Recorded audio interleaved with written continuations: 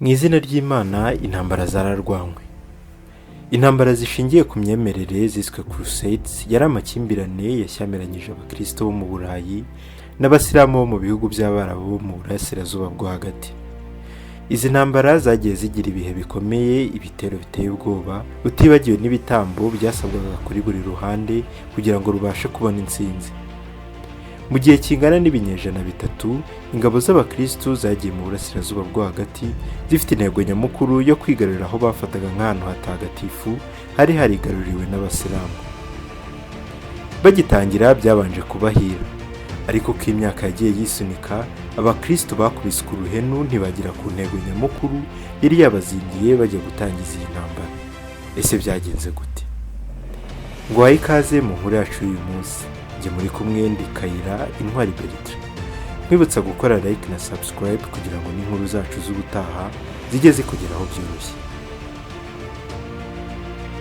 Hagati y'ikinyejana cya 11 n'icya 13, ubwo ni ukuvuga mu myaka hafi 800 ishize, habayeho izi ntambara za Crusades 9. Amateka hamwe na Bibiliya bigaragaza ko Yesu yavukiye i Bethlehem. Muri iki gihe rero izi ntambara zarwanaga, iki gice cyari cyarigaruriwe n'abasilamu. Ibintu byagoye cyane abakristo bo mu burengerazuba bwo hagati kubyakira. Igihe cyarageze bafata umwanzuro wo kujya kurwanira ubutaka bwabo ngo babwisubize, ubundi babwirukanemo abasilamu bari barabwigaruriye. Inkota n'amacumu byatangiye gucurwa, indogobe n'amafarashi nabyo birategurwa. Intambara itangiye, Crusade itangira ityo. Intambara ya mbere yatangiye mu 1195 igera mu 1102. Ahagana mu 1154 abakristo b'i Burayi bari baramaze kuba nk'abacikamo ibice bibiri, ari byo abakristo b'i Roma bemeraga kandi bakanagendera ku mategeko ya Papa, hamwe n'aba Orthodox batakozwaga na gato ibya Papa. Nyuma y'izamuka ry'ubwami bw'abasilamu bwa Seljuks mu burasirazuba bwo hagati, bwari bwanatangiye kwigarurira ibice bimwe bya Byzantine, umwami w'abami Alexios wa mbere Komnenos wayoboraga Byzantine yisanze nta yandi mahitamo afite uretse yo guhamagara Papa Iribe wa kabiri kugira ngo amusabe ubufasha ubutaka bw'abakristo ntibukomeze kwigarurirwa n'abasilamu bafatwaga nk'abantu batizeye. Mu 1187 abatax baturukaga muri Turukiya bari bamaze kwigarurira imwe mu mijyi ikomeye y'aba Orthodox nka Antioch na Yerusalemu. Ibi byahise bituma Papa ashoza intambara ya mbere ya Crusade ku itariki 27 z'ukwezi kwa 10 1197 mu nama yabereye i Kremlin. Nyuma y'uko Papa ashoje intambara, umwaka wakurikiyeho bawumaze bashakisha abazarwanira intambara, banabumvisha ko nibaramuka bafashe umusaraba bakarwanira intambara mu izina ry'Imana ariyo nzira nziza bazaba bafashe yo kwiyeza ibyaha bakoze. Nyuma yo kumara igihe abigisha, Papa Iribe wa kabiri yashoboye kubona abakorerabushake 60,000, ahita abohereza gufasha abandi ba Byzantine bari ku rugamba. Nubwo iyi ntambara ya mbere ya Crusade yarwanywe n'abakristo benshi batari bafite ubumenyi buhagije mu kurwana intambara, babashije kuyitsinda. Abakristo batsinze abasilamu banigarurira uduce dutandukanye twa Antioch na Yerusalemu, ndetse hanabahiremwa rya leta 5 z'abakristo mu bice byari byarigaruriwe n'abasilamu. Nubwo bari bamaze kubona iyi ntsinzi ariko kandi mu buryo busa nk'ubugoranye, abakristo ntibanyuzwe. Crusade ya kabiri yaje gushozwa n'abakristo nanone mu 1147, imara imyaka 2 gusa. Ikibazo cyari muri iyi ntambara ni uko yari ifite umugambi wo kwigarurira umujyi wa Edessa bawaka Abaseljuk bo muri Turukiya, ariko ubwo Papa Eugenius wa gatatu yamenyeshaga abarwanyi ko hazabaho intambara yindi ya Crusade, ntabwo yarashe ku ntego ngo agaragaze neza intego nyamukuru y'iyi ntambara ko ari ukwigarurira aka gace ka Edessa, ahubwo avuga ko bagiye muri misiyo yo kwigarurira ubutaka butagatifu gusa. Ibi byaje gutera urujijo ku mirongo y'urugamba, aho indwanyi zari zitangiye kwibaza intego nyamukuru bari kurwanira. Kutamenya icyo barwaniraga byaje no kubaviramo intsinzwi isebeje cyane. impaka hagati y'abakristo bemeraga papa ku ruhande rw'uburengerazuba bw'uburayi n'abo mu burasirazuba ndetse n'imipanga itaranegejwe neza biri mu byatumye nta kintu na kimwe abakristo bageraho muri iyi ntambara ya kabiri, maze abo bafataga nk'abanzi babo ari bo basilamu bashobora kwigarurira uduce bari baraguze mu ntambara ya mbere. Ariko nubwo batsinzwe iyi crusade ya kabiri kandi mu buryo busa nk'ubusebetse cyane, abakristo nabo babashije kwigarurira uduce dutandukanye twa Iberia na Baltic. Iki gisebo ntabwo abakristo bemeye ko gisobanura ubugabo n'umwete byabo nk'abantu batsinzwe, ahubwo byatumye bategura indi ntambara. Crusade ya gatatu yatangiye mu 1189, ifite intego yo kongera kwigarurira uduce dutagatifu turimo Yeruzalemu yari yaramaze kwigarurirwa n'umuyobozi w'umusilamu witwaga Ayubu wo muri Saladin. Iyi ntambara abakristo bayitangiranye amashagaga menshi n'imbaraga, bahita bigarurira agace ka Ako. Bagaragazaga umuhate ukomeye wo gushaka gukosora amakosa bakoze mu ntambara ya kabiri, bakishumbusha gutsinda iya gatatu. Igihe Papa Gregory wa munani yategekaga ko habaho iyi ntambara ya gatatu ya crusade, abakristo bose bo mu Burayi bari bararahiye ko intsinzi ariyo ntego nyamukuru, yewe ko badashobora kwemera umusaruro uri munsi y'uwo bari barabonye mu ntambara ya kabiri. Crusade ya gatatu yagiye kurangira umwe mu bami batatu b'abakristo bari baragiye ku rugamba ari we ukiri muzima gusa, n'ingabo ze zaracitse intege, dore ko ari nk'aho zari zisigaye zirwana ari zonyine, izindi zarashiriye ku mirongo y'urugamba. Ubwo yari mu nzira agana i Yeruzalemu, umwami wari usigaye wenyine Richard wa mbere w'Ubwongereza nibwo yabonye ko yibeshye ubwo yashozaga intambara ku mujyi wa Yeruzalemu, kandi nta bushobozi buhagije afite bwo guhangana n'abasirikare b'abasilamu mu gihe byaba bibaye ngombwa ko bamusubiza inyuma, bituma yanga gukomeza urugendo rwo kwigarurira Yeruzalemu asubira inyuma.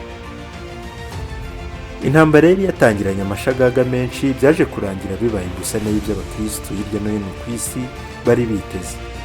Iyi ntambara ya gatatu ya crusade yarabarumbiye kurusha izindi zose bari baramaze kurwana, ariko biza guhinduka ubwo barwanaga intambara ya kane ya crusade. Igihe Papa Innocent III yasabaga ko habaho crusade ya kane mu 1202, amaso ye n'ibitekerezo bye byose byari bitumbiriye intego yo kwigarurira umujyi wa Yeruzalemu, yewe ni nawo mugambi yari asangiye n'abakristo. Haje kubaho impinduka zitunguranye, ibyari intego yo gufata Yeruzalemu bihita bihindurwa, intego ihita iba iyo gufata umujyi wa Constantinople. Yega abakristo bo mu burengerazuba n'abo mu burasirazuba bahoze bakekana amababa, batumvikana 100%. Ariko iyi ngiyi ntabwo yari impamvu ifatika yari gutuma crusade yari intsinzwe. Ikibazo cya mbere cyagaragaye ubwo aba barwanyi bari bari kwitegura kwambuka bava mu mujyi wa Venice mu Butaliyani ngo bajye aho bagombaga kwigarurira bwa mbere mu Misiri. Ubwo bari bagiye guhaguruka, abanyavenetiyani basabye aba barwanyi kubanza kugira ibyo bumvikanaho, dore ko nta n'ubushobozi bari bafite. Ubwo bari bagiye guhaguruka, abanyavenetiya basabye aba barwanyi kubanza kugira ibyo bumvikanaho, dore ko nta n'ubushobozi bwo kwishyura amato y'abanyavenetiya yari ahenze cyane bari bafite.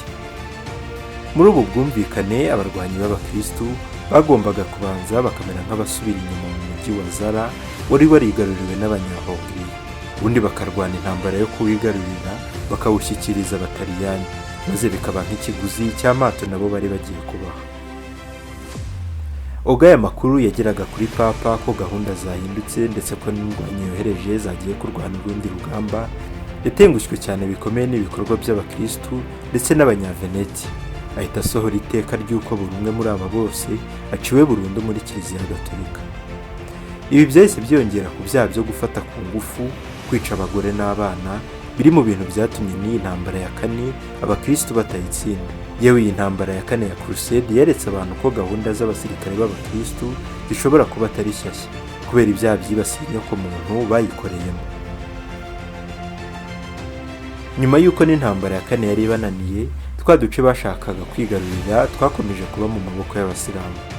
Ibi byahise biba impamvu bahise bashoza na crusade ya gatanu.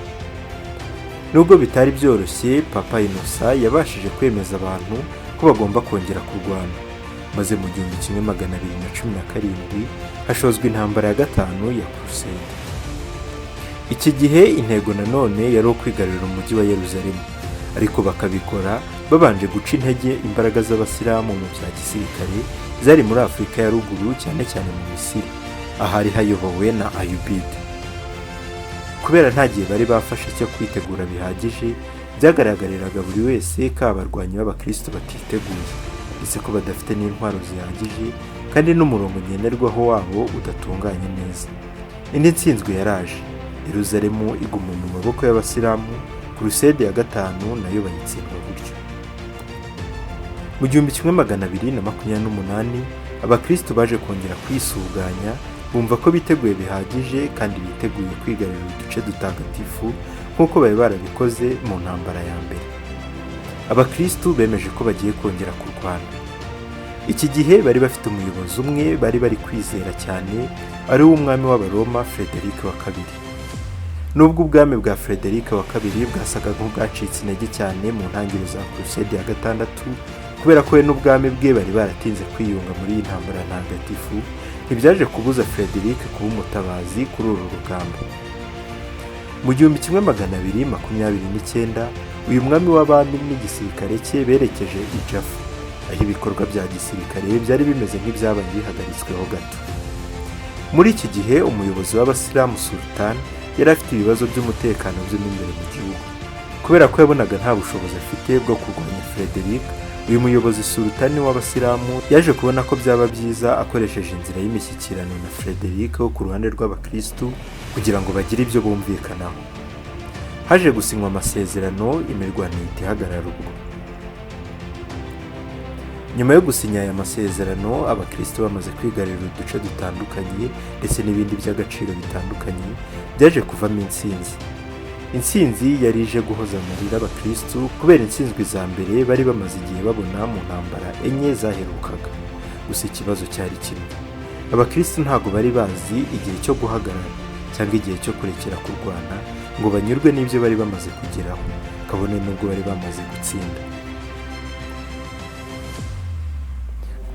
Ubwo ikinyejana cya 13 cyendaga kurangira, ubwo nahagana mu 1260, Papa Innocent wa kane yemeje ko habaho Crusade ya karindwi.